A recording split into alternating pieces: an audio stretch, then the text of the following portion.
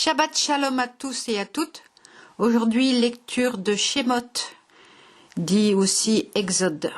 Donc, chapitre 1. Voici les noms des fils d'Israël venus en Égypte. Ils y accompagnèrent Yaakov, chacun avec sa famille. Réhouven, Siméon, Lévi et Yehuda. Isaacar, Zavulon et Benyamin. Dan et Nephtali, Gad et Aser. Toutes les personnes composant la lignée de Yaakov étaient au nombre de 70. Pour Yosef, il était déjà en Égypte. Joseph mourut, ainsi que tous ses frères, ainsi que toute cette génération. Or, les enfants d'Israël avaient augmenté, pullulé, étaient devenus prodigieusement nombreux, et ils remplissaient la contrée.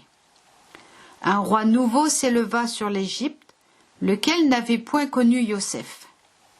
Et il dit à son peuple, « Voyez, la population des enfants d'Israël surpasse et domine la nôtre. Eh bien, usons d'expédients contre elle.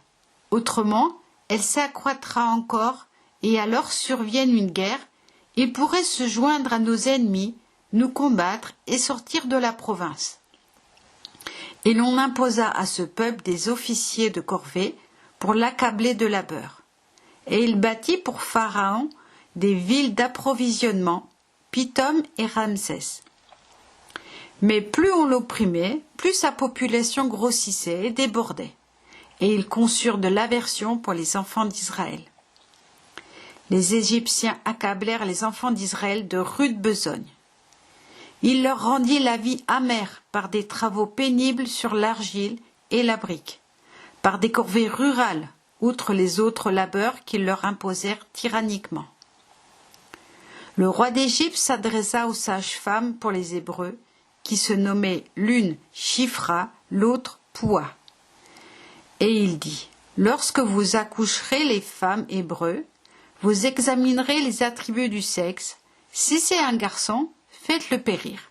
Une fille, qu'elle vive. » Mais les sages-femmes craignaient Élohim. Elles ne firent point ce que leur avait dit le roi d'Égypte.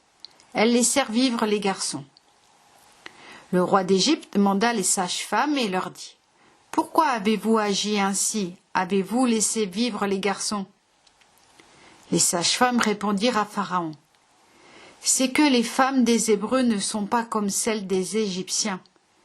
Elles sont vigoureuses, et avant que la sage-femme soit arrivée près d'elles, elles sont délivrées. » Élohim bénit les sages-femmes, et le peuple multiplia et s'accrut considérablement. Or, comme les sages-femmes avaient craint l'Adonai, et qu'il avait augmenté leur famille, Pharaon donna l'ordre suivant à tout son peuple. « Tout mâle nouveau-né, jetez-le dans le fleuve, et toute fille, laissez-la vivre. » Chapitre 2. Il y avait un homme de la famille de Lévi qui avait épousé une fille de Lévi. Cette femme conçut et enfanta un fils. Elle considéra qu'il était beau et le tint caché pendant 3 mois. Ne pouvant le cacher plus longtemps, elle lui prépara un berceau de jonc qu'elle enduisit de bitume et de pois. Elle y plaça l'enfant et le déposa dans les roseaux sur la rive du fleuve. Sa sœur se tint à distance pour observer ce qui lui arriverait. Or, la fille de Pharaon descendit pour se baigner vers le fleuve, ses compagnes la suivant sur la rive. Elle aperçut le berceau parmi les roseaux et envoya sa servante qui alla le chercher. Elle l'ouvrit, elle y vit l'enfant, c'était un garçon vagissant. Elle eut pitié de lui et dit, « C'est quelque enfant des Hébreux. » Sa sœur dit à la fille de Pharaon, « Faut-il t'aller quérir une nourrice parmi les femmes hébreux qui t'allaiteraient cet enfant ?» La fille de Pharaon lui répondit, « Va !»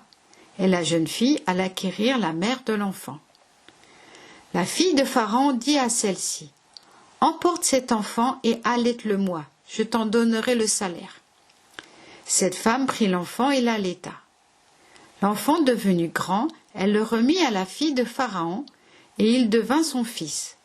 Elle lui donna le nom de Moshe, disant, « Parce que je l'ai retiré des eaux. » Or, en ce temps-là, Moshe, ayant grandi, alla parmi ses frères et fut témoin de leurs souffrances. Il aperçut un Égyptien frappant un Hébreu, un de ses frères. Il se tourna de côté et d'autre, et ne voyant paraître personne, il frappa l'Égyptien et l'ensevelit dans le sable.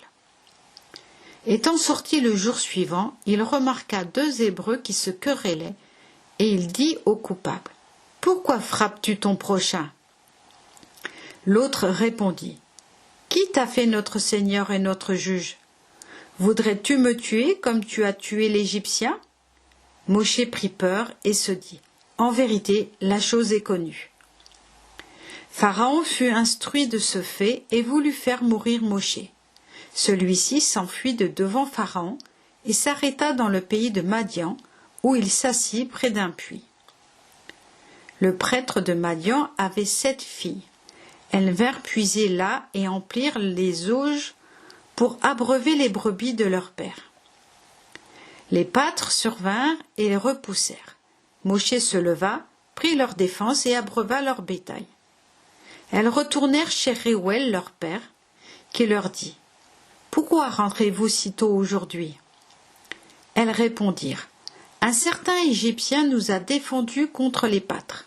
Bien plus, il a même puisé pour nous et a fait boire le bétail. » Il dit à ses filles : « Et où est-il ? Pourquoi avez-vous laissé là cet homme ? Appelez-le, qu'il vienne manger. » Moshe consentit à demeurer avec cet homme, qui lui donna au mariage Séphora, sa fille. Elle enfanta un fils qu'il nomma Gersom, en disant : « Je suis un émigré sur une terre étrangère. » Il arriva dans ce long intervalle que le roi d'Égypte mourut. Les enfants d'Israël gémirent du sein de l'esclavage et se lamentèrent. Leur plainte monta vers Élohim du sein de l'esclavage. Élohim entendit leurs soupirs et il se ressouvint de son alliance avec Abraham, avec Isaac et avec Jacob. Puis Élohim considéra les enfants d'Israël et il avisa. Chapitre 3. Or Moshe faisait paître les brebis de Jéthro, son beau-père, prêtre de Madian. Il avait conduit le bétail au fond du désert et était parvenu à la montagne divine, au mont Horeb. Un messager de Yahweh lui apparut dans un jet de flamme au milieu d'un buisson. Il remarqua que le buisson était en feu et cependant ne se consumait point. Moshe se dit : « Je veux m'approcher, je veux examiner ce grand phénomène. Pourquoi le buisson ne se consume pas ?» Yahweh vit qu'il s'approchait pour regarder. Alors Élohim l'appela du sein du buisson, disant : « Moshe, Moshe !» Et il répondit : « Me voici. » Il reprit : « N'approche point d'ici. Ôte ta chaussure, car l'endroit que tu foules est un sol sacré. » Il ajouta : « Je suis la divinité de ton père, l'Élohim d'Abraham, d'Isaac et de Jacob. » Moshe se couvrit le visage, craignant de regarder Élohim. Yahweh poursuivit : « J'ai vu l'humiliation de mon peuple qui est en Égypte. J'ai accueilli sa plainte contre ses oppresseurs, car je connais ses souffrances. Je suis donc intervenu pour le délivrer de la puissance égyptienne, et pour le faire passer de cette contrée-là dans une contrée fertile et spacieuse, dans une terre ruisselante de lait et de miel, où habitent le Cananéen, le Héthéen, l'Amoréen, le Phérézéen, le Hévéen et le Jébuséen. Oui, la plainte des enfants d'Israël est venue jusqu'à moi. Oui, j'ai vu la tyrannie dont les Égyptiens les accablent. Et maintenant, va, je te délègue vers Pharaon, et fais que mon peuple, les enfants d'Israël, sortent de l'Égypte. » Moshe dit à Élohim : « Qui suis-je pour aborder Pharaon et pour faire sortir les enfants d'Israël de l'Égypte ?» Il répondit : « C'est que je serai avec toi, et ceci te servira à prouver que c'est moi qui t'envoie. Quand tu auras fait sortir ce peuple de l'Égypte, vous adorerez Élohim sur cette montagne même. » Moshe dit à Élohim : « Or, je vais trouver les enfants d'Israël, et je leur dirai, l'Élohim de vos pères m'envoie vers vous. S'ils me disent, quel est son nom? Que leur dirai-je? Élohim répondit à Moshe, je suis l'être invariable. Et il ajouta, ainsi parleras-tu aux enfants d'Israël. C'est l'être invariable qui m'a délégué auprès de vous. Élohim dit encore à Moshe, parle ainsi aux enfants d'Israël. Yahweh, l'Élohim de vos pères, l'Élohim d'Abraham, d'Isaac et de Jacob, m'envoie vers vous. Tel est mon nom à jamais, tel sera mon attribut dans tous les âges.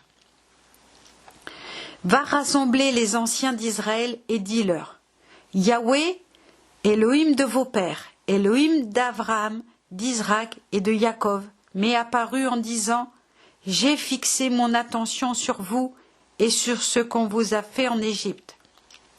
Et j'ai résolu de vous faire monter du servage de l'Égypte au territoire du Cananéen, du Héthéen, de l'Amoréen, du Phérézéen, du Hévéen et du Jébuséen, contrée ruisselante de lait et de miel.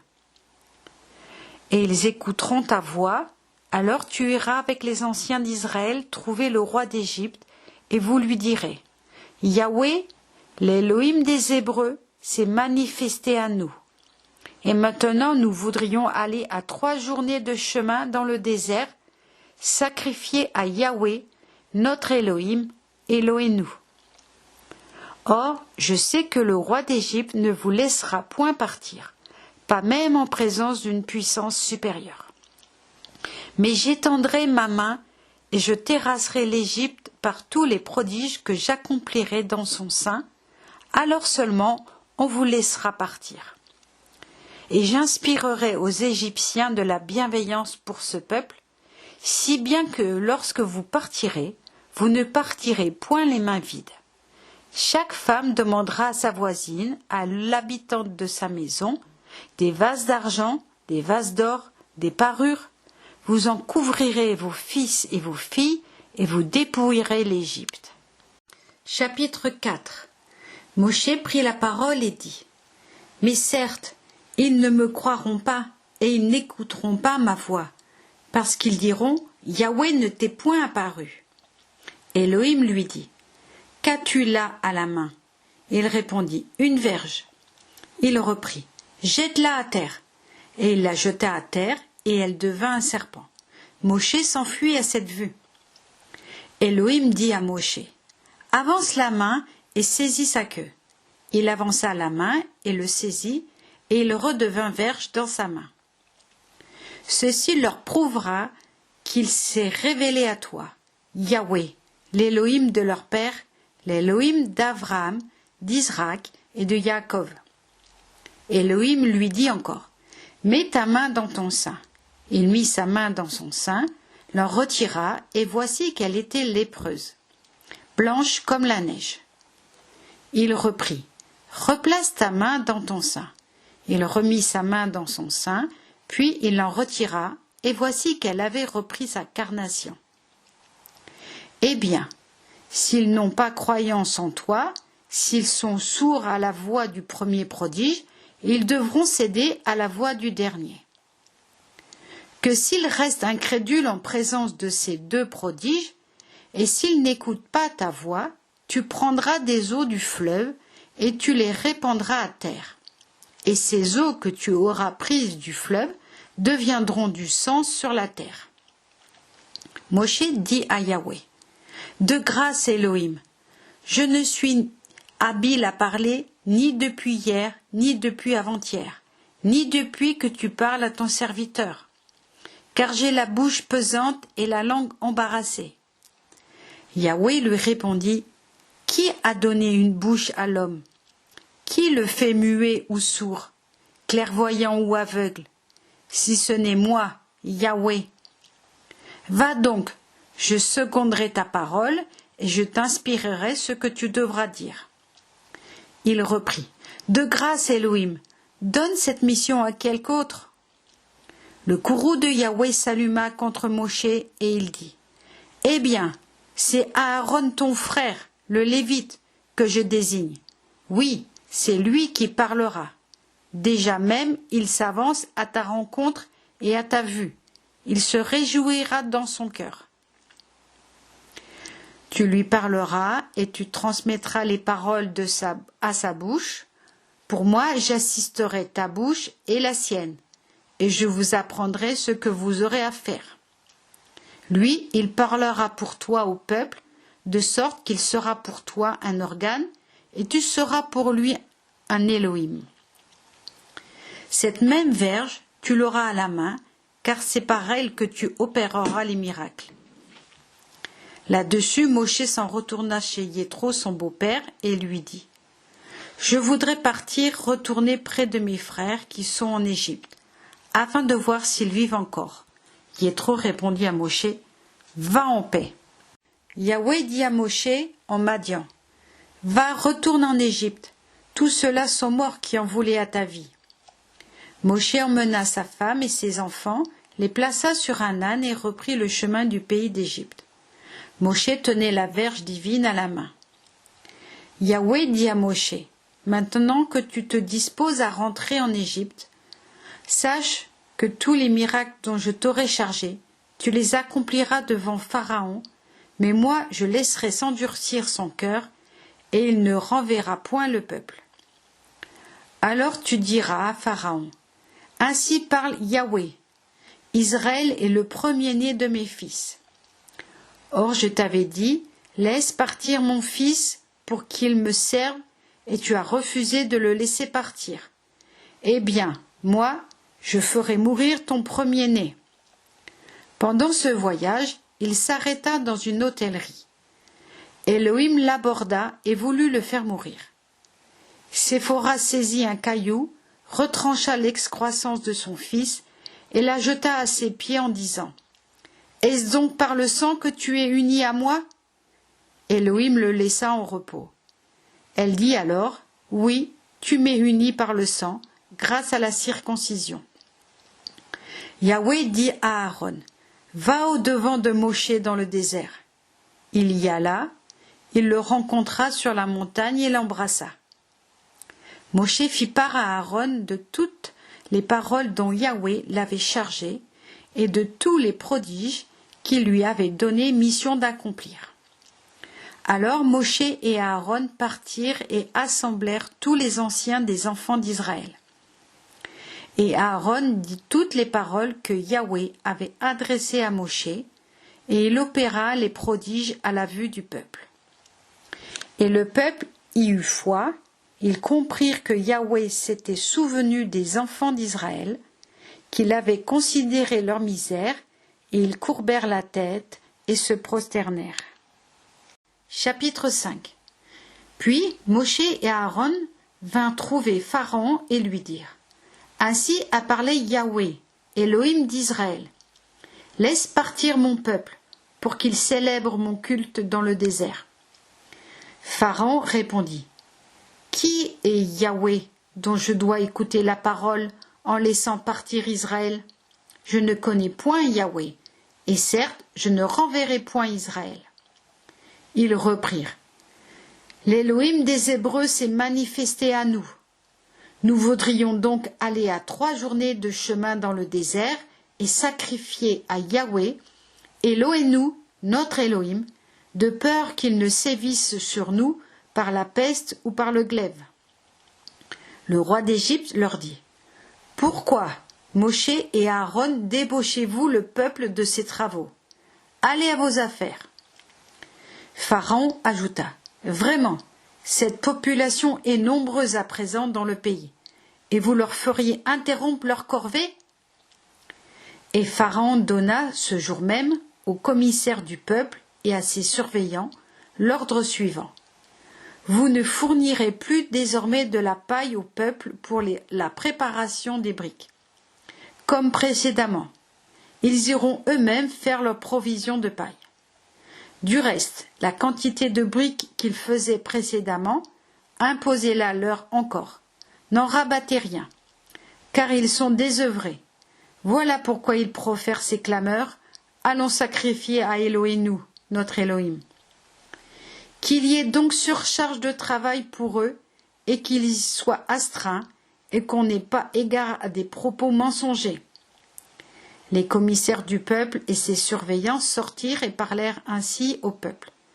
Voici ce qu'a dit Pharaon. Je ne vous donnerai plus de paille. Vous-même, allez, fournissez-vous de paille où vous pourrez en trouver, car il n'est rien diminué de vos besognes.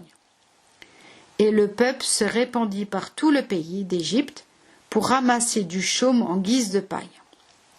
Les commissaires le harcelaient, disant « Remplissez votre tâche jour par jour, comme lorsque la paille vous était délivrée. » On frappa les surveillants des enfants d'Israël que les commissaires de Pharaon leur avaient préposés, en disant « Pourquoi n'avez-vous pas fait toute votre tâche en livrant les briques comme précédemment, ni hier, ni aujourd'hui ?»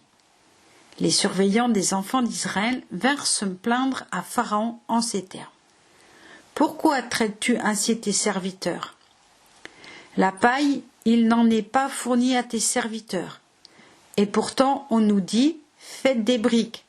À présent, tes serviteurs sont frappés, et c'est ton peuple qui est coupable. » Il répondit, « Vous êtes des gens désœuvrés. Oui, désœuvrés. C'est pour cela que vous dites, allons sacrifier à Yahweh. Et maintenant, allez au travail.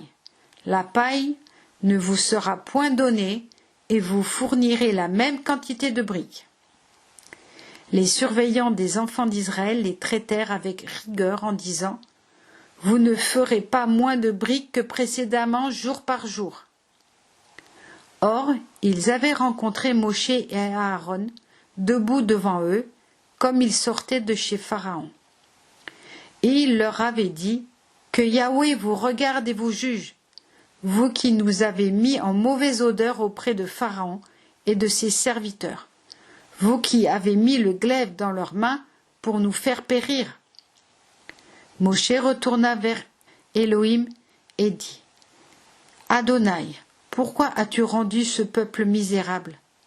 Dans quel but m'avais-tu donc envoyé? Depuis que je me suis présenté à Pharaon pour parler en ton nom, le sort de ce peuple a empiré, bien loin que tu aies sauvé ton peuple. » Chapitre 6, verset 1. Yahweh dit à Moshe, « C'est à présent que tu seras témoin de ce que je veux faire à Pharaon. Forcé par une main puissante, il les laissera partir. D'une main puissante, lui-même les renverra de son pays. » Amen. Shabbat shalom à tous. Passez un doux Shabbat dans la main puissante de notre Elohim Abba. Amen.